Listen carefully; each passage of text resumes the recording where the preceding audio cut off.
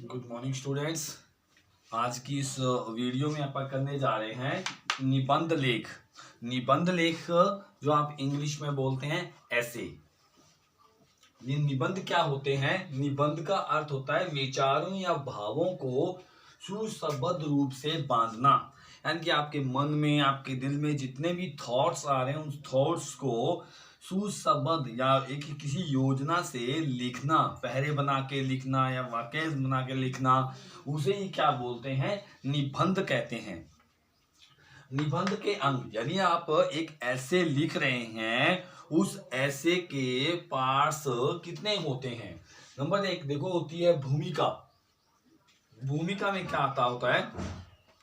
जो स्टार्टिंग में हम लिख रहे होते हैं उसका मतलब उसका प्रारंभ कैसा है, उसकी भूमिका, जो हम आगे लिखने जा रहे हैं उसकी हेडिंग्स, जो वो यदि आपकी भूमिका अच्छी प्रभावशाली होगी तो आगे पूरा ऐसे पढ़ने के लिए जो पाठक होता है, जो पढ़ने वाला होता है, पूरा ललायित हो जाएगा कि वाह, इसकी भूमिका ऐसी है तो आगे भी अच्छा कुछ लिखा हुआ होगा। दूसरे नंबर पे आता है उसका विस्तार, जो अंदर का मटेरियल हम लिखते हैं, बीच वाला सारा मटेरियल जो पॉइंट्स बना बना के हम लिखते हैं उसे ही क्या बोलते हैं? विस्तार बोलते हैं। इसके अंदर आपकी अनावश्यक बातें नहीं होनी चाहिए, इसमें अच्छे अच्छे आपके थॉट्स होने चाहिए। जो आपको पॉइंट्स दिए हुए होते हैं, कई बार उस पॉइंट्स के ऊपर ही आपने कुछ अपने थॉट्स लिखने होते हैं। लास्ट में आता है उपसंहार, यानी कि समाप्ति, यानी जब आप ऐसे को समाप्त करने जा रहे हैं वो उसे बोलते हैं उपसंहार। आपकी समाप्ति एक ऐसी अच्छी सुस्पष्ट होनी चाहिए।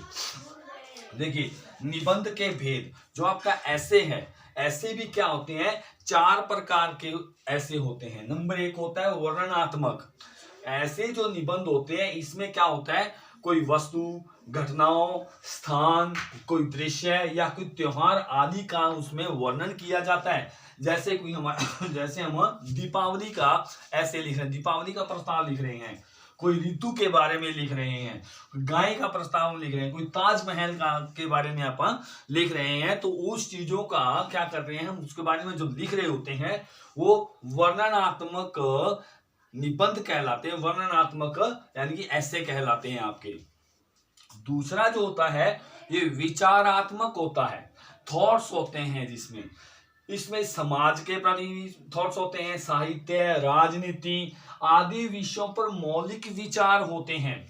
किसी समस्या पर मौलिक विचार या किसी विषय पर व्याख्या की जाती है इसमें।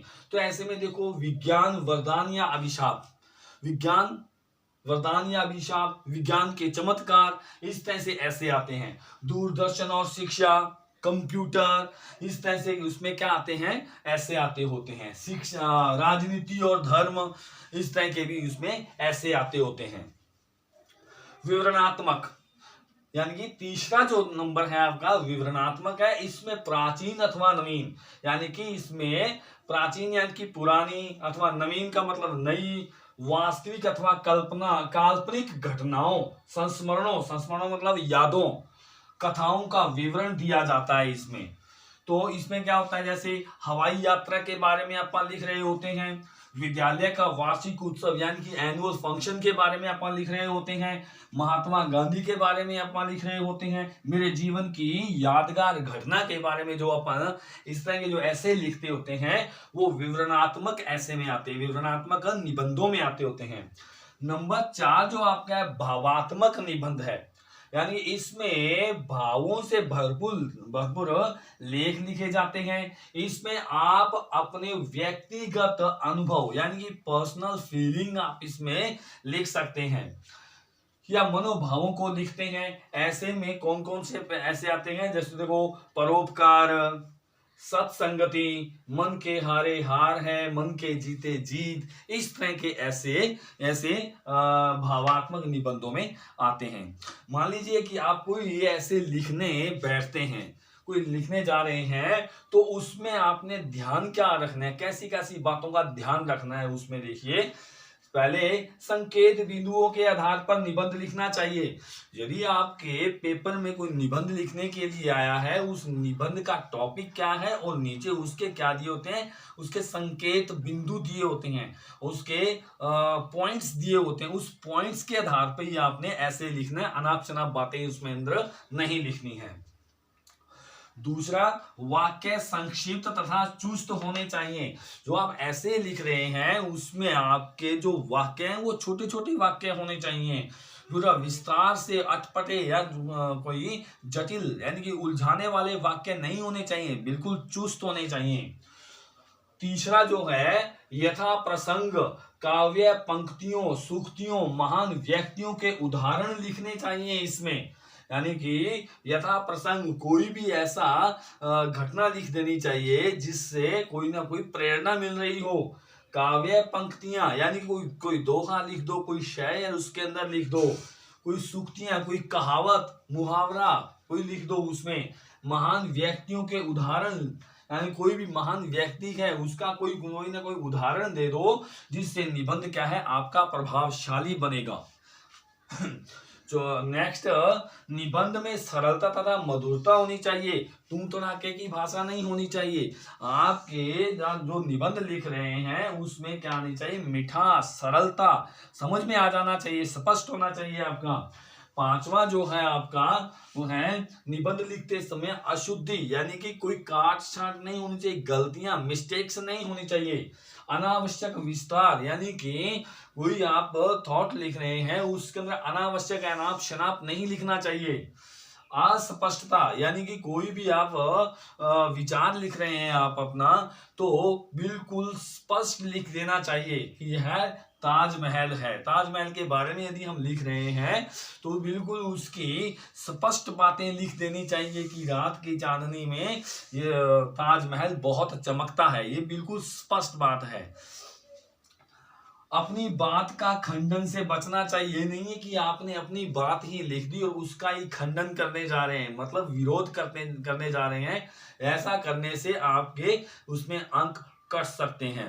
तो इस प्रकार आपका ये मैंने आपको निबंध लेखन बताया, कुछ एक निबंधों के नाम मैं आपको बताऊंगा, तो उसके ऊपर आपने क्या है, निबंध लिखने हैं, ऐसे लिखने हैं।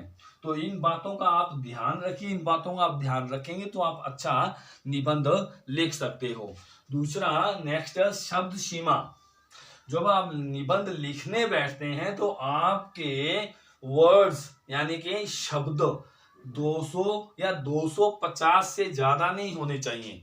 ये इतना यानी कि इतना जो होता है वो 10 नंबर का ऐसे आपके 9th और 10th क्लास में आता होता है। तो इस तरह से आप इसको निबंध को आप अच्छे से लिख सकते हैं। धन्यवाद।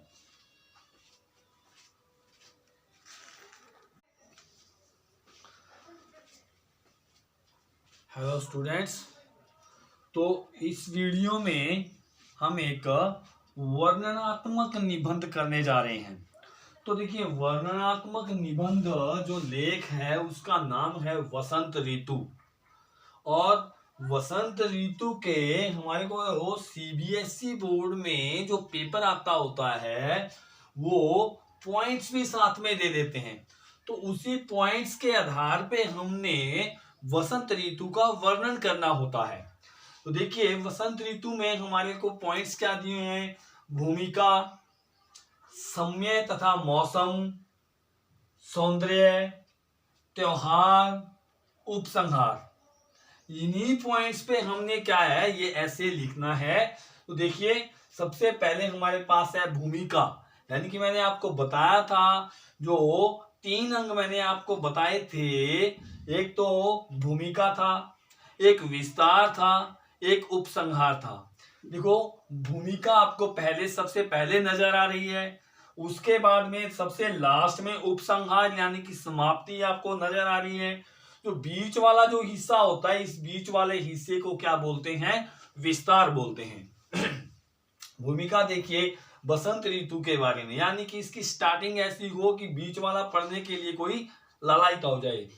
जैसे, भारत की धरा भी न जाने कितनी विविधताओं को अपने में समेटे हुए है।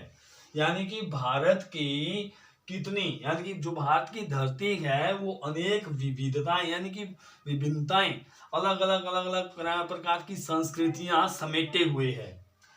विषुवत रेखा का वासी सदैव गर्मी में झुलस झुलस कर जीवित रहता है। जो विषुवत रेखा है, जो उसके पास रहने वाले जो लोग हैं, क्योंकि वहां पर बहुत ज्यादा गर्मी पड़ती है, इसलिए वो झुलस झुलस के रहते हैं।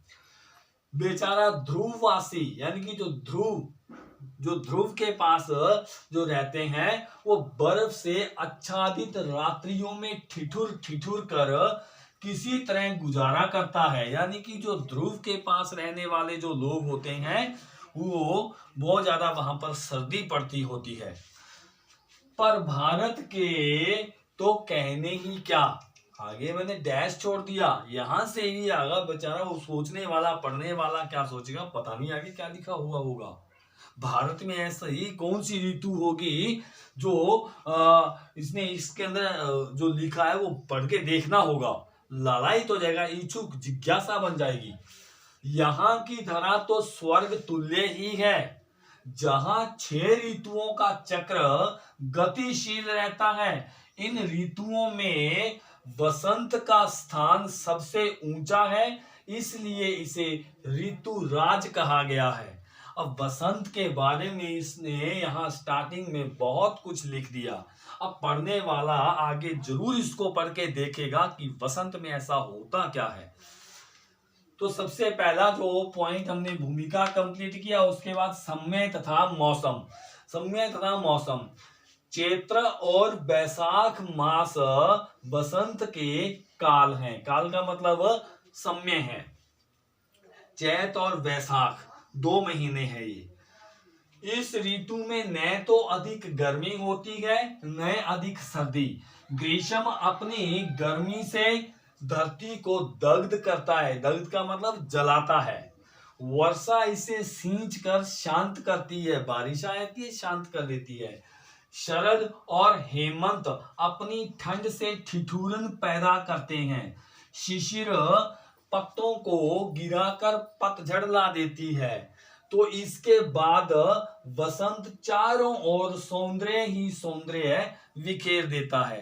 तो अकेली एक वसंत ऋतु ही ऐसी है जो चारों तरफ सुगंधित हवाएं चला देती है, चारों तरफ सुंदरता पैदा कर देती है। तो एक इसके अंदर मैंने आपको बताया था, जो वर्णनात्मक जो होते हैं उसके अंदर जो भी लेख हम लिखते हैं, उसके अंदर कोई दोहा है या कोई शायरी है या कोई कविता की पंक्तियां हैं, वो भी ऐड कर दो। जैसे इसने की है, मखमल के झूल पड़े हाथी सा टीला, बैठे किशुंक छत्र लगा, बांध पाग पीला। ये काव्य पंक्तियां हैं, इसमें ऐड की है इसने। नेक्स्ट है सौंदर्य। वसंत को प्रकृति का यौवन माना जाता है। यौवन यानी कि जवान। इस ऋतु में धरती नई नवेली दुल्हन की भांति सजी संवरी प्रतीत होती है। चारों ओर तरुवर, तरुवर मतलब पेड़ पौधे, फूलों से लद जाते हैं। शीतल मंद सुगंधित पवन चलने लगती है। शीतल ठंडी ठंडी मंद मंद धीरे धीरे सुगंधित खुशबूदार हवा चलने लग जाती है। पुष्पों पर भ्रमरों के झुंड, पुष्पों यानी कि फूलों पर भ्रमरों यानी कि छोटे छोटे भंवरे कीट पतंगे झुंड गुंजार करने लगते हैं। कोयल की मधुर वाणी हृदय को छू लेती है तथा रंग बिरंगी तितलियां एक फूल से दूसरे फूल पर उड़कर अपना उल्लास प्रकट करती है। देखिए सारा इतना जो मैंने बिल्कुल पढ़ा है, बिल्कुल स्पष्ट दिखाई दे रहा है, और यहाँ आके विराम चिन्ह लगाए, बाकी सारी जगह कोमे कोमे कोमे कोमे लगाता हुआ आया हूं, क्योंकि बात यहाँ आके बिल्कुल स्पष्ट हो जाती है। पीली पीली सरसों लहराकर वसंत का स्वागत करती है। अब देखिए त्योहार, कौन कौन से त्योहार इस ऋतु में आते हैं। वसंत ऋतु का आरंभ पंचमी के पावन त्योहार से किया जाता है, यानी कि वसंत पंचमी जब आती है तो यह तभी से ही क्या होता है, वसंत ऋतु का प्रारंभ होता है। कहावत है कि इसी दिन ब्रह्मा ने सृष्टि की रचना की थी। इस दिन लोग पीले वस्त्र पहनकर नृत्य और संगीत द्वारा उल्लास प्रकट करते हैं। नृत्य नाच करके, संगीत गीत गा करके अपना उल्लास, अपना जोश प्रकट करते हैं। होली का त्योहार भी वसंत ऋतु में आता है। वसंत पंचमी के दिन विद्या एवं ज्ञान की देवी सरस्वती का जन्म हुआ था। इसी दिन हिंदी के महान कवि निराला की जयंती भी मनाई जाती है। इसके अलावा स्टूडेंट्स देखिए, इसके अलावा आप और भी इसके अंदर ऐड कर सकते हैं, कुछ भी आपको पता हो बसंत ऋतु में जो चीजें बनाई जाती हैं, आपके आसपास भी जो बनाई जाती हैं, वो भी आप इसके अंदर ऐड कर सकते हैं। उपसंहार, इसकी समाप्ति देखिए, वसंत ऋतु स्वास्थ्य के लिए अत्यंत लाभदायक है। इस ऋतु में हमारे जीवन में नई स्फूर्ति यानी कि चुस्ती तथा नई शक्ति का संचार होता है। यह ऋतु जड़ और चेतन सबके लिए नव जीवन, नई उमंग और नए उत्साह का वरदान लेकर आती है। तो इस तरह से हमने वसंत ऋतु का वर्णन किया है। तो इस प्रकार ये निबंध जो है वर्णनात्मक है। तो स्टूडेंट्स इसी तरह से आप कुछ और भी ये वर्णनात्मक निबंध लिखिए, जिसमें कोई त्योहार आते हैं, कोई ऋतु आती है। तो आगे मैं इसके नेम आपको लिख करके भेज दूंगा। धन्यवाद।